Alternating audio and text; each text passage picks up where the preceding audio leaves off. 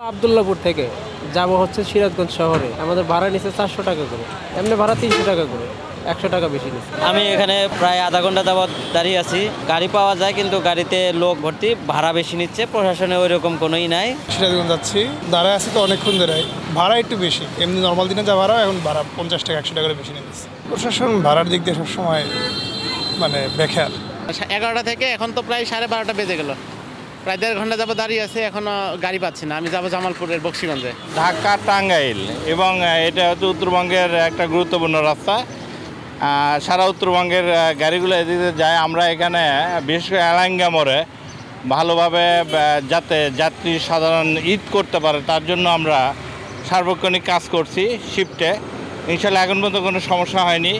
আজকে 27 তারিখ তো আজকে বিকেল থেকে আশা করা যায় আরও গাড়ির চাপ বাড়বে। ইনশাল্লাহ আমরা এলাঙ্গা মোড়টা নির্বিঘ্নে আমরা পার করে দিচ্ছি যাতে ঘরমুখে মানুষ ঈদমুখে ভালোভাবে ঈদ করতে পারে। এই জন্য আমরা নিরলসভাবে কাজ করছি। ইনশাল্লাহ আশা করা যায় এখন পর্যন্ত কোনো সমস্যা হয়নি, সামনেও হবে না।